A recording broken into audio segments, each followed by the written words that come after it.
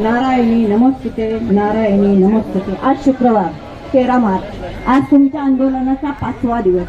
आणि आज या ठिकाणी हे जे माझे समग्र शिक्षाचे बांधव आहेत, त्याच्यामध्ये डाटा एंट्री ऑपरेटर असतील, इंजिनियर असतील, त्याच्यानंतर हे जे सगळं विषय तज्ज्ञ आहेत. ज्यावेळेस तुमची 2006ला नेमणूक झाली त्यावेळेस आम्ही वडगावच्या शाळेत होतो आणि 2006 साली या जेव्हा शिक्षिका म्हणून आमच्या विषय तज्ज्ञ म्हणून आमच्याकडे यायच्या, तर आम्ही अगदी मोठ्या आपुलकीने त्यांच्याकडे पाहायचं. परंतु आज जी त्यांची अवस्था पाहते, खरंच मन असं हेलावून जातं की 2006 साली मला 12,000 पगार होता आणि यांना 10,000 पगार होता. तफावत होती फक्त 2,000ची. परंतु आज मी रिटायर होताना 1.25 लाख रुपये पगार घेऊन रिटायर झालेली आहे. परंतु माझ्या या ज्या भगिनी बांधव आहेत फक्त 33,000 आज पगार घेत आहेत. याचं खरोखर कुठंतरी मनात शल्य बोचत आहे की असं का. आणि प्रत्येक शिक्षण विभागाचा जो कार्यक्रम आहे तो यशस्वी करण्यासाठी तुमची सगळ्यांची गरज असते आणि तुम्ही असल्याशिवाय हे कोणताच शिक्षण विभाग कोणतीही योजना पार पाडूच शकत नाही. पाडूच म्हणते मी, कारण तुम्ही असेल तरच निपुण महाराष्ट्र घडेल, तुम्ही असेल तरच आपले पॅटच्या परीक्षा होतील, तुम्ही असेल तरच समग्र शिक्षणाची सगळी जेवढी कामं असतील ती होणार आहेत.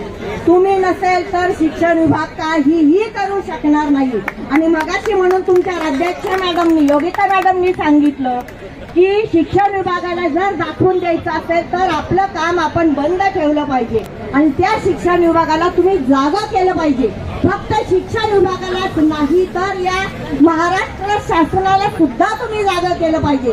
ज्यावेळेस पुणे जिल्हा संघाची मी महिला अध्यक्ष म्हणून काम करते त्यावेळेस खरोखर आम्ही युनिटीने काम करतो आणि ज्या वेळेस एकी असते, एकीचे बळ मिळते फळ, या उक्तीप्रमाणे तुम्हाला सुद्धा हे फळ मिळालंच पाहिजे. कारण 2006 ते 2024 10,000 ते 33,000 असा तुमचा प्रवास आहे. परंतु हा कुठेतरी तुमच्यावरती होणारा अन्याय आहे आणि या अन्यायाला वाचा फोडलीच पाहिजे. त्यासाठी तुमची ही एकी असली पाहिजे. सगळ्यांनी या आंदोलनामध्ये सहभागी झालं पाहिजे. मी आज या ठिकाणी जर पाहिलं तर असं वाटतं की उम्र थका नहीं सकती, उम्र थका नहीं सकती, ठोकरे गिरा नहीं सकती, उम्र थका नहीं सकती, ठोकरे गिरा नहीं सकती. अगर जीत हो जीतने की तो हार भी हरा नहीं सकती, अगर जीत हो जीतने की तो हार भी हरा नहीं सकती. कारण त्यावेळेस पाहिलेले चेहरे अगदी काळेभर केस असलेले आज पांढरे केस झालेले दिसत आहेत या ठिकाणी बरेचसे. परंतु आज तुमच्यावरती नक्कीच शासनाकडून कुठेतरी अन्याय होतोय आणि या अन्यायाला वाचा फोडण्यासाठी, कारण गेल्या वर्षी मी पाहिलं तुम्हाला वाटलं की आता आपल्याला नक्कीच आपल्या याच्यामध्ये काहीतरी बदल होणार, मंत्रिमंडळात निर्णय होणार, शासन दरबारी आपल्या व्यथा जाणून घेतल्या जातील, त्याचे कथेत रूपांतर होईल. परंतु त्याचा काहीही पाठपुरावा झालेला दिसला नाही आणि म्हणून गेल्या वर्षी मार्चमध्ये तुमचं आंदोलन होतं आणि या वर्षी तुम्ही 9 मार्च पासून या ठिकाणी बसलेला आहात. गेल्या वर्षी मी याच्यात असल्यामुळं आपल्या सेवेत असल्यामुळं येऊ शकले नाही. परंतु आता सेवानिवृत्त झाल्यानंतर काल मॅडमला फोन केला, माझ्या भगिनींना फोन केला, तर आम्ही पुन्हा आंदोलनाला बसलेलो आहे. आणि मग कुठेतरी असं वाटतं की नाही तुमच्या याला वाचा फुटलीच पाहिजे. आणि म्हणून योगिता मॅडमनी सांगितलं की गिरीश महाजन साहेबांना भेटलो, त्याच्यानंतर बऱ्याच सगळ्यांना ते भेटतायत. कारण मावळमुळशी शेजारीच बाउंड्रीला आहे, त्यामुळं खंबीर लढवय्या त्या ठिकाणी तुम्हाला मिळालेला आहे. याचा निश्चितच आम्हाला पुणे जिल्ह्यासाठी नाही तर पूर्ण महाराष्ट्रासाठी हा अभिमान आहे.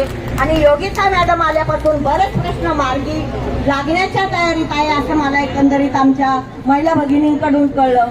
आणि खरोखर ह्या आंदोलनाचा आज तुम्ही शेवट केल्याशिवाय हे मैदान सोडू नका. आझाद है तो आझादी है असं म्हणावं लागेल. आणि खरोखर तुम्हाला यश मिळाल्याशिवाय तुम्ही नक्कीच या ठिकाणाहून हलू नका.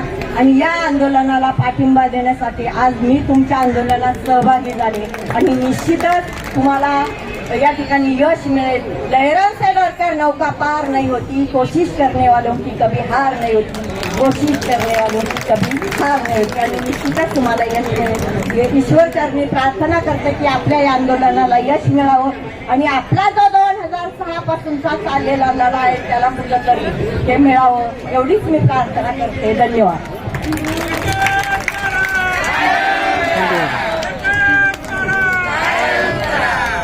बघा